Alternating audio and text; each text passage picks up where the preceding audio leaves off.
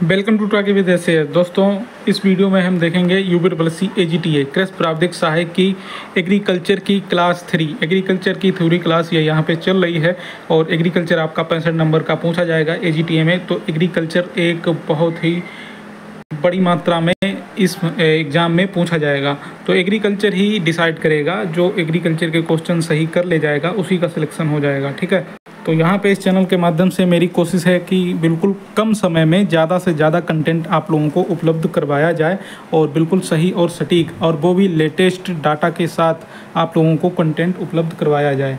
ठीक है, तो आप लोगों को अगर क्लास अच्छी लगे तो आप लोग अपने दोस्तों के साथ भी क्लास को शेयर कर दीजिए, और ताकि ज़्यादा से ज़्यादा ऐसे गरीब छात्र जो कोचिंग नहीं ले पाते हैं, महंगी महंगी किताबें नहीं ले पाते हैं, वो इस क्लास से उनको भी थोड़ा बहुत बेनिफिट मिल सके। ठीक है, तो शुरू करते हैं हम अपनी आज की क्लास नंबर 3। तो दोस्तों देखिए, यहाँ पे जो आपका सिलेबस है AGTA का, तो इसमें ये वाला पोर्शन आप देख सकते हैं। इसमें ये क्रॉप रोटेशन, क्रॉपिंग पैटर्न और ये फार्मिंग और नेचुरल फार्मिंग, मोनोक्रॉपिंग, ये क्रॉपिंग और फार्मिंग टाइप के ये दिए गए हैं, ये पूछे जाएंगे। ठीक है, तो कल हम इसमें से आधा पोर्शन कवर कर चुके हैं और जो कुछ बचा है इसका पोर्शन वो हम आज कवर करने वाले हैं। इसमें टाइप्स ऑफ फार्मिंग और क्लासिफिकेशन ऑफ क्रॉप्स इस वीडियो में हम देखने वाले हैं। तो कल जो हम एग्रीकल्चर की टर्मिनोलॉजी देख रहे थे, तो उसमें एक ये रह गया था क्रॉप रोटेशन, ये मैंने छोड़ दिया था फसल चक्र। तो ये क्यों छोड़ दिया था? क्योंकि ये है फसल चक्र मतलब क्रॉप रोटेशन। इसके अलावा एक और चीज़ होती है लैंड रोटेशन, तो वो भी इसी वीडियो में आगे मैं बताने वाला हूँ आप लोगों को।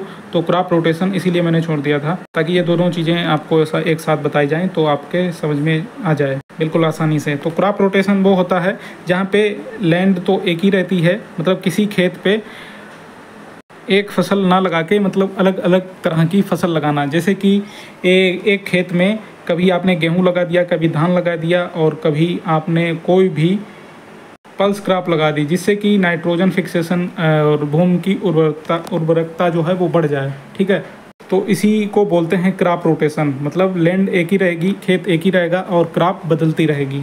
इसके अलावा लैंड रोटेशन क्या होता है? लैंड रोटेशन आगे हम देखने वाले हैं इसी वीडियो में, लेकिन अभी थोड़ा सा बता देता हूँ कि क्रॉप एक ही रहती है और लैंड जो है वो रोटेट करती रहती है, मतलब लैंड बदलती रहती है। कैसे बदलती रहती है ये अभी आगे आप लोगों को बताने वाला हूँ। ठीक है, तो आज हम शुरू करते हैं टाइप्स ऑफ फार्मिंग, खेती के प्रकार। तो यहाँ पे देखिए, इंग्लिश में भी लिखा हुआ है, हिंदी में भी लिखा हुआ है, और मैं आप लोगों को एक एक करके ये सब समझाने वाला हूँ।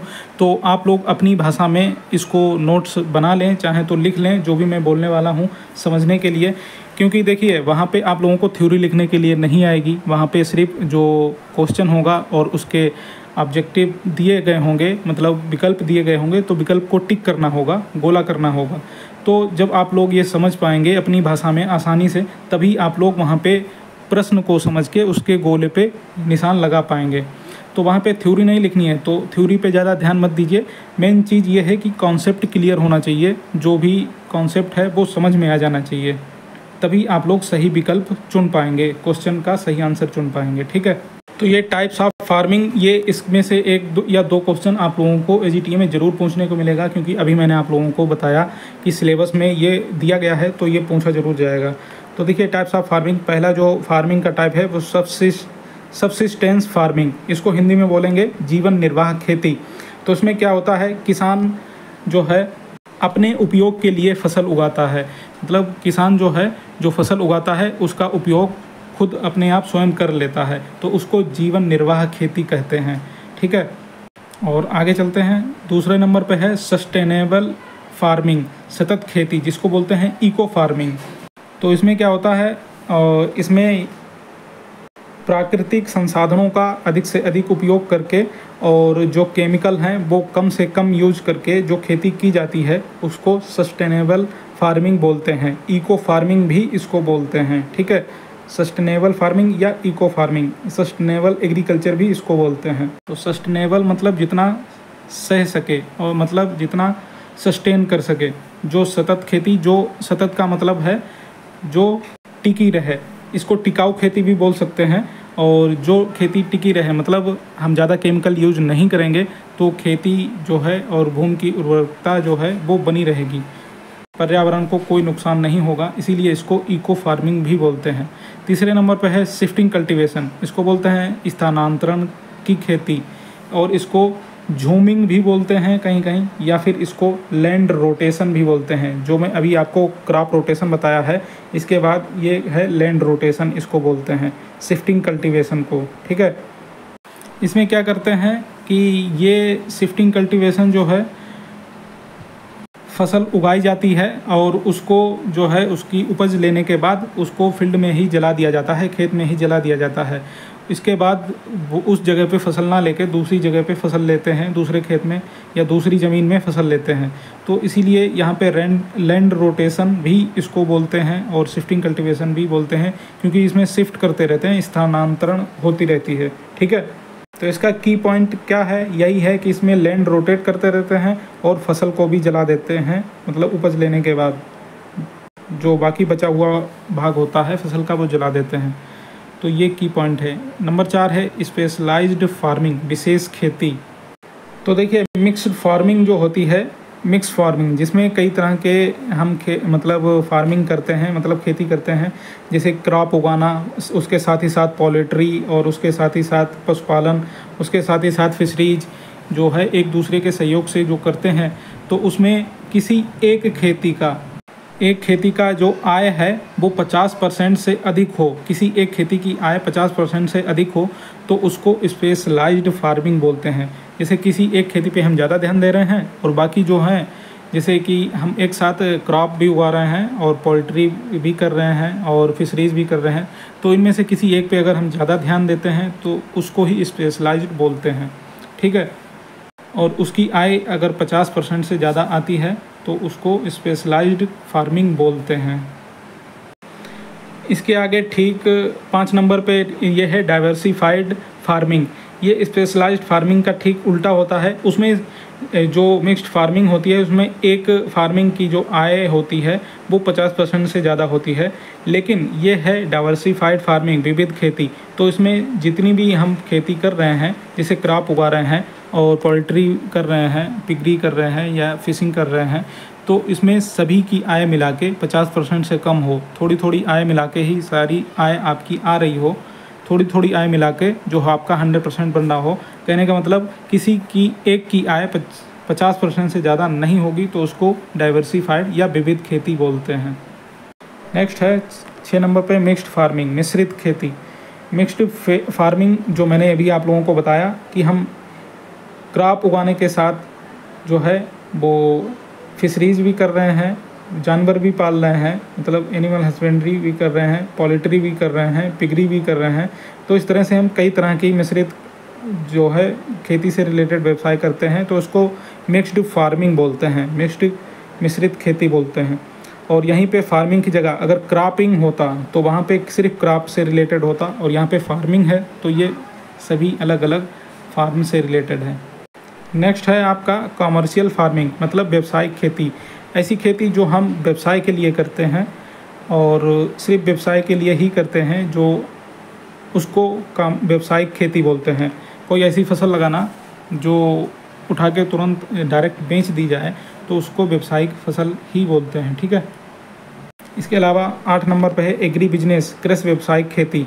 तो एग्री बिजनेस जो है एक ये बहुत बड़े लेवल पे किया जाता है, जो बहुत बड़े उद्योगपति होते हैं जो अपना एक अलग ही ब्रांड बना लेते हैं, एग्री बिजनेस के नाम से वो जाना जाता है। और फॉर एग्ज़ाम्पल जैसे कि आपका हो गया पतंजलि में ऐसे बहुत से ब्रांड आते हैं जो वो खुद की खेती करते हैं, स्पेशल तरीके से अपनी खेती करवाते हैं। और कहने का मतलब जैसे एलोवेरा की खेती करवाते हैं और अपने एलोवेरा के ब्रांड अलग अलग तरह के बेचते हैं, तो उसको एग्री बिजनेस कहा जाता है, ठीक है, कृषि व्यवसायिक खेती। 9 नंबर पर है प्लांटेशन फार्मिंग, वृक्षारोपण खेती। इसमें बड़े बड़े वृक्ष जो हैं वो लगाए जाते हैं तो उसको प्लांटेशन फार्मिंग बोलते हैं। ले फार्मिंग, तो ले फार्मिंग या लेई फार्मिंग उनको बोलते हैं जो अनाज वाली जो फसलें होती हैं, अनाज के साथ जो है चारा वाली फसलें या फिर फली वाली फसलें उगाई जाती हैं, जैसे फसल बदल बदल के उगाई जाती है तो उसको ले फार्मिंग बोलते हैं, जिसको हिंदी में लेई फार्मिंग बोलते हैं। कंटूर फार्मिंग, समोच्च खेती। कंटूर फार्मिंग जो है ये पहाड़ों पर की जाती है जहाँ पे ढलान होती है। तो ढलान जो है वो 2 से 10 या 7% आपकी ढलान हो, 6 से 7% ये ढलान हो, तो वहाँ पे कंटूर बना के खेती की जाती है, तो उसको ही कंटूर फार्मिंग बोलते हैं। टेरेस फार्मिंग, छतनुमा खेती, तो इसमें क्या करते हैं, जो छतनुमा का आकार बना के ये खेती भी पहाड़ों पर की जाती है। जो ऊपर का जो चोटी का हिस्सा होता है उसको काट के छतनुमा बना लिया जाता है, तो वहाँ पे छतनुमा खेती की जाती है। ठीक है, कंटूर फार्मिंग और ये टेरेस फार्मिंग, छतनुमा खेती जो है ये दोनों पहाड़ों पे की जाती है। नेक्स्ट है ऑर्गेनिक फार्मिंग, जैविक खेती। तो ये तो आप लोग अच्छे से जानते ही होंगे, जिसमें बिल्कुल किसी भी रसायन का प्रयोग ना किया जाए और जैविक चीज़ों का ही प्रयोग किया जाए, चाहे वो कीटनाशक हो या फिर आपका बीज उपचार हो, कवकनाशक हो, कोई भी हो, उसमें जैविक चीज़ों का ही प्रयोग किया जाए, और ऐसी खेती को ऑर्गेनिक फार्मिंग या जैविक खेती बोलते हैं। किसी भी तरह का रसायन इसमें यूज नहीं होता है। नेक्स्ट है ड्राई लैंड फार्मिंग, ये काफ़ी इम्पॉर्टेंट है और ये भी पूछा जाता है। ड्राई लैंड फार्मिंग मतलब शुष्क भूमि खेती। ये 3 तरह की होती है। पहला है ड्राई फार्मिंग, दूसरा है ड्राई लैंड फार्मिंग, तीसरा है रेन फेड फार्मिंग। तो जो पहला है ड्राई फार्मिंग, तो इसमें जहाँ वर्षा 750 mm से कम होती है वहाँ पे ड्राई फार्मिंग बोलते हैं। ठीक है, और जहाँ पे वर्षा 750 से 1150 mm के बीच रहती है वहाँ पे ड्राई लैंड फार्मिंग बोलते हैं। और रेन फेड फार्मिंग, जहाँ पे वर्षा 1150 mm से ज़्यादा होती है वहाँ रेन फेड फार्मिंग बोलते हैं। ठीक है, नेक्स्ट है वेटलैंड फार्मिंग, ये आर्द्रभूमि खेती। ऐसी जगह जहाँ पे वर्षा बहुत ज़्यादा होती है, बहुत ज़्यादा पानी पाया जाता है, पानी होता है बरसात के कारण, तो ऐसी जगह पे आर्द्रभूमि खेती की जाती है। तो यहाँ पे ऐसी फसल ही उगाई जा सकती है जिसको पानी की आवश्यकता बहुत ज़्यादा हो, जैसे कि धान हो गया आप लोगों का। नेक्स्ट है वर्टिकल फार्मिंग, ऊर्ध्वाधर खेती।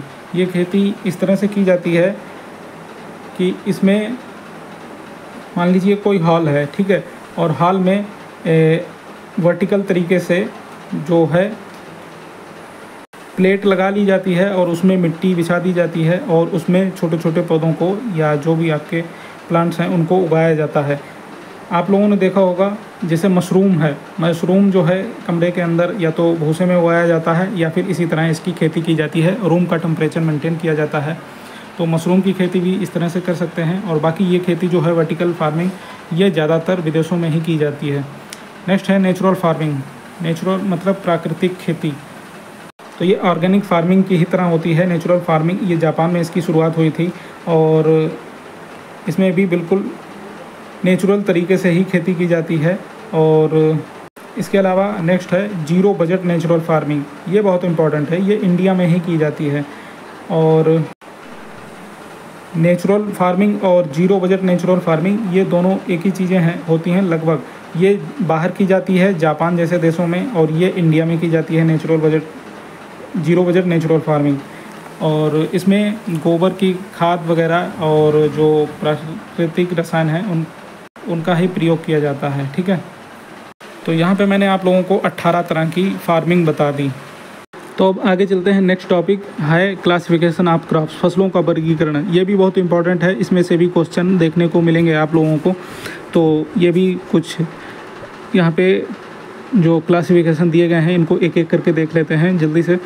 पहला है अरेबल क्रॉप्स, इसको बोलते हैं कृषि योग्य फसलें। ऐसी फसलें जिनको उगाने के लिए प्रॉपर तरीके से टिलेज किया जाता है, भू परिष्करण किया जाता है, तो ऐसी सभी फसलों को अरेबल क्रॉप्स बोलते हैं।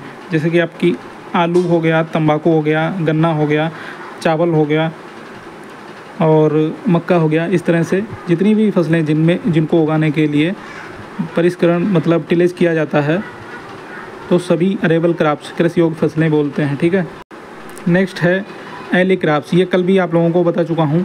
जो फसलें लगाई जाती हैं खेत में, उनके बीच में गली टाइप की जो छूट जाती है, उस गली में जो फसलें लगा दी जाती हैं उसको एली क्रॉप्स बोलते हैं या गली फसलें बोलते हैं।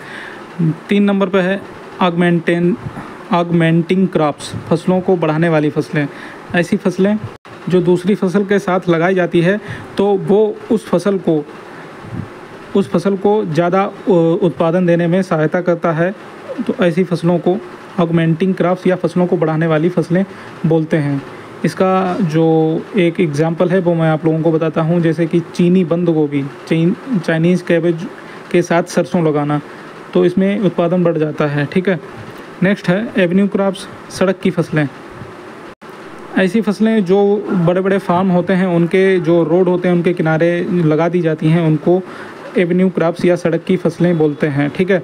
बॉर्डर क्रॉप्स, बैरियर या गार्ड क्रॉप्स, रक्षक फसलें बोल सकते हैं इनको। तो ये कौन सी फसलें होती हैं? ऐसी फसलें जो मेन क्रॉप के आसपास लगा दी जाती हैं, उनके बाहर की तरफ लगा दी जाती हैं, और वो उन फसलों की जो मेन क्रॉप है उस फसल की रक्षा करती है। जैसे ये मान लीजिए ये मेन क्रॉप है आपकी, ये मेन क्रॉप है। ठीक है। और इसके आसपास जो फसलें लगा दी जाती हैं वो बोली जाती हैं बॉर्डर क्रॉप्स या गार्ड क्रॉप्स। तो ये फसलें जो बाहर वाली हैं ये बाहरी जानवरों से या तेज़ हवा से, इस तरह से ये बीच वाली फसल की रक्षा करती हैं, इसीलिए इनको गार्ड क्रॉप्स बोलते हैं। नेक्स्ट है ब्रेक क्रॉप्स। तो ये इस तरह की फसलों को बोलते हैं, मान लीजिए आप लगातार गेहूँ और गेहूँ के बाद धान उगा रहे हैं, तो यही फसल उगाए जा रहे हैं, तो इनकी गेहूं और धान की जो बीमारियां हैं वो लगातार लगती रहेंगी, और कितनी भी दवा डाल लो वो हमेशा लगती रहेंगी। तो ऐसी फसलों को, ऐसी बीमारियों को ब्रेक लगाने के लिए, ऐसी फसलों में ऐसी बीमारियों को ब्रेक लगाने के लिए हम दूसरी तरह की क्रॉप बीच में लगा देते हैं। जैसे गेहूँ और धान की क्रॉप हम लगा रहे थे लगातार, लेकिन उसके बीच में हम ब्रेक लेके जो है लेग्यूम फसल लगा देते हैं। तो इस तरह की फसल को ब्रेक क्रॉप जो है वो ब्रेक लग जाती है और इससे बीमारियां भी नहीं लगती हैं, तो ब्रेक क्रॉप, इस तरह की फसल को ब्रेक क्रॉप बोलते हैं। नेक्स्ट है कैश क्रॉप, नकद फसलें, नकदी फसलें। तो ऐसी फसलें जो फील्ड से डायरेक्ट बेच दी जाती हैं इनको कैश क्रॉप्स बोलते हैं।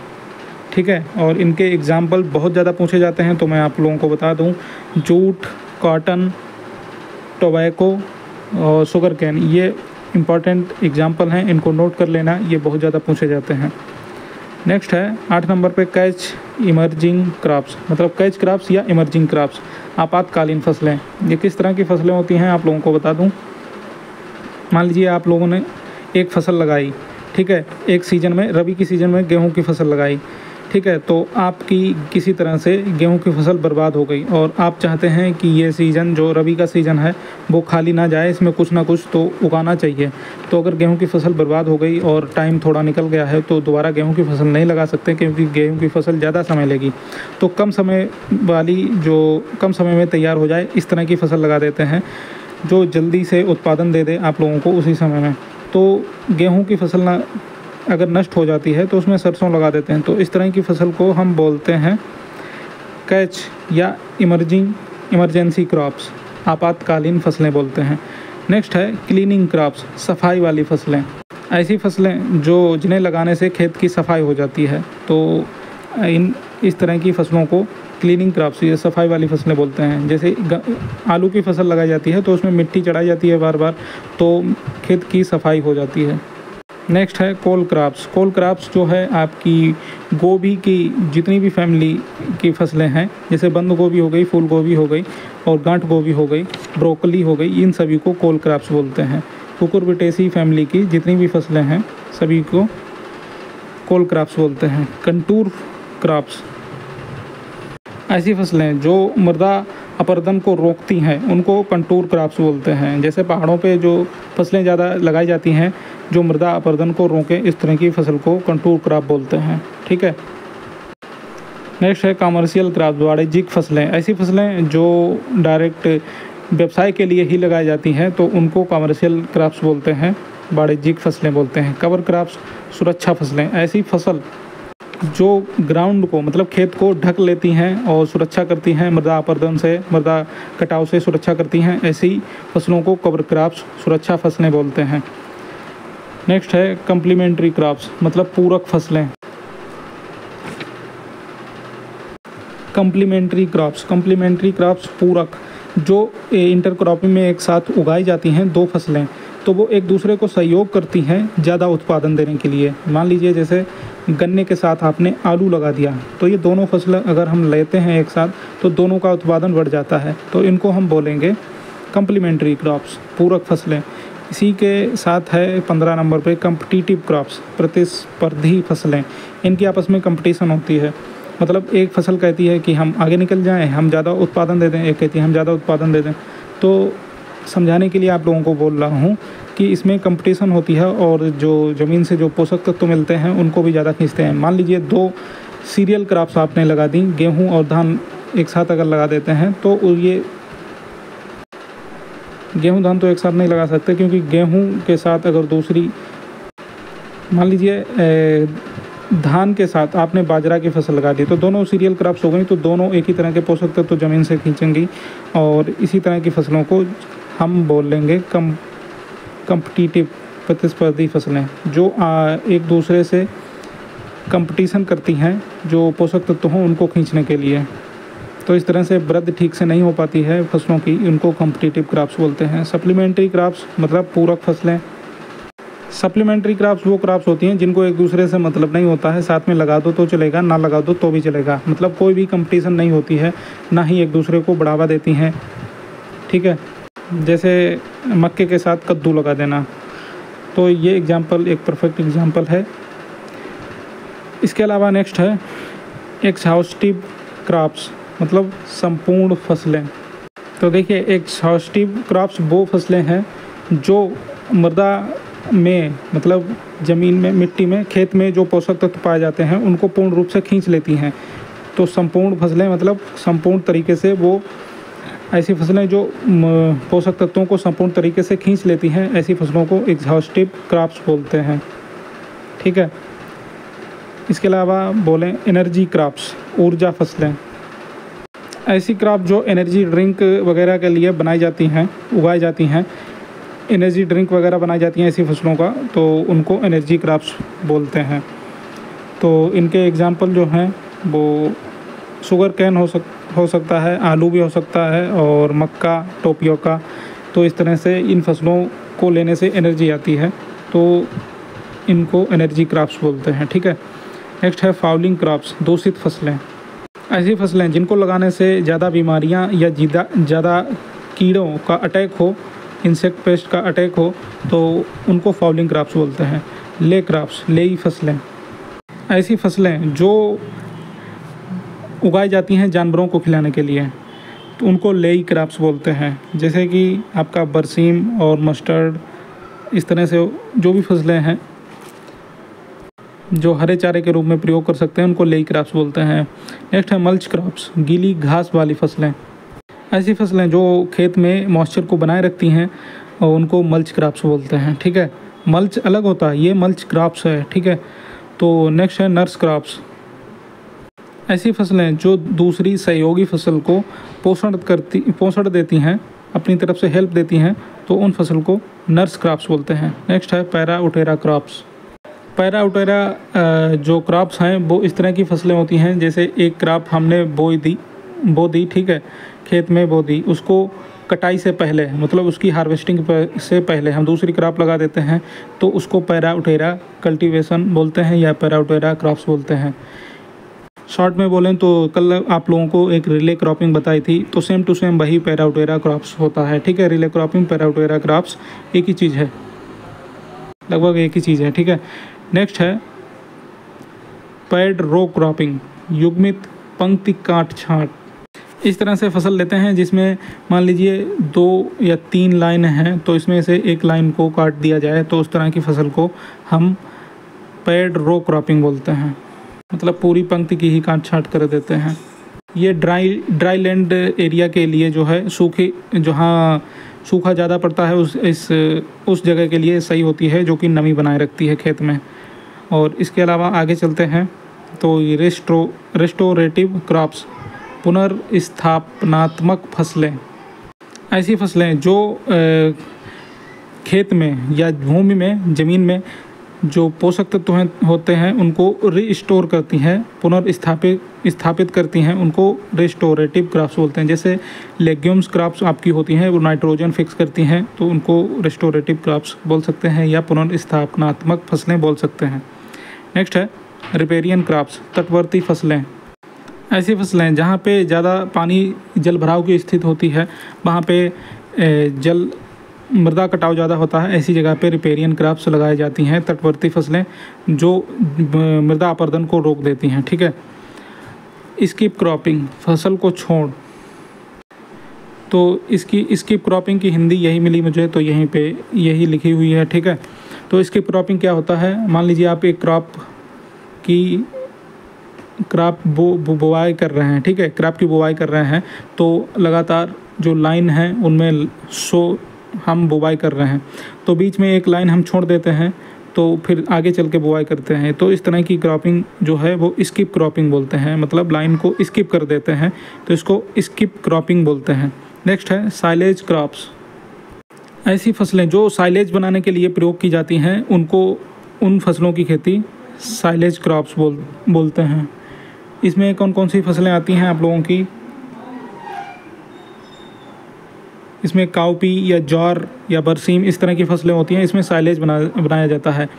गड्ढे बना लिए जाते हैं और उसमें ये फसलें जो हैं छोटी छोटी काट के उसमें प्रिजर्व मतलब स्टोर कर दी जाती हैं, फिर उसमें फर्मेंटेशन मतलब थोड़ा बहुत सड़ने लगती हैं वो फसलें, और फिर उनको ऑफ सीज़न में जब मान लीजिए बरसीम का सीज़न निकल जाता है तो उन गड्ढों से इन फसलों को निकाल के जो साइलेज बन जाता है उस साइलेज को जानवरों को खिलाया जाता है, तो जानवर बड़े चाव से खाते हैं उनको, तो इसी तरह की फसलों को साइलेज बोलते हैं, साइलेज क्रॉप्स। स्मोदर क्रॉप्स, ऐसी फसलें जिनके साथ बीड ज़्यादा उग जाते हैं इनको स्मोदर क्रॉप्स बोलते हैं, जो मेन फसल को डुबा देती हैं। सॉइलिंग क्रॉप्स, फसलों को गंदा करना। अगर आप देखेंगे सॉइलिंग क्रॉप्स की हिंदी तो यही मिलेगी आप लोगों को, लेकिन ये सॉइलिंग क्रॉप्स क्या होता है मैं आप लोगों को बता दूं।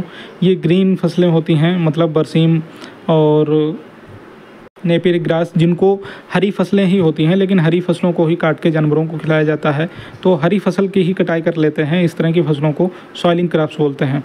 नेक्स्ट है ट्रैप या डिकोय क्रॉप्स। डिकोय मतलब नकली फसलें। नकली फसलें क्यों बोला जाता है, देखिए मेन क्रॉप जो होती है उसको प्रोटेक्ट करने के लिए आसपास जो हम दूसरी फसल लगा देते हैं उसको नकली क्रॉप या ट्रैप क्रॉप बोलते हैं। ठीक है। जो कीड़े होते हैं वो मेन फसल पर अटैक ना करके जो नकली फसल हमने इधर उधर सुरक्षा के लिए लगाई हैं उन पर अटैक करती हैं और हमारी मेन फसल बच जाती है, तो इस तरह की फसलों को हम बोलते हैं ट्रैप या डिकोय क्रॉप्स। ठीक है। नेक्स्ट है ट्रक क्रॉप्स।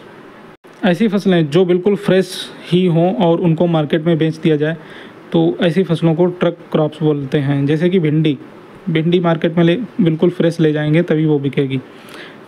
ठीक है। इसके अलावा आपका पालक हो गया, पालक भी बिल्कुल फ्रेश होता है ताज़ा, तभी वो मार्केट में उसके अच्छे रेट मिलते हैं, अच्छे से बिक जाता है।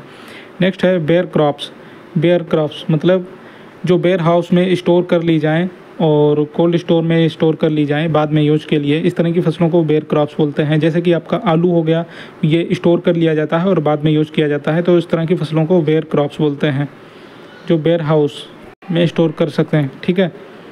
तो ये इस तरह हमने आज 2 टॉपिक और इम्पॉर्टेंट टॉपिक कवर कर लिए हैं जो कि AGTA के सिलेबस में दिए गए हैं आप लोगों के। तो इसी तरह से आगे क्लास चलती रहेगी। आप लोग क्लास को शेयर कर दीजिए ज़्यादा से ज़्यादा, ताकि अधिक से अधिक बच्चे इसका लाभ उठा पाएँ। बाकी मिलते हैं अगले वीडियो के साथ, अगली क्लास के साथ। तब तक के लिए नमस्कार।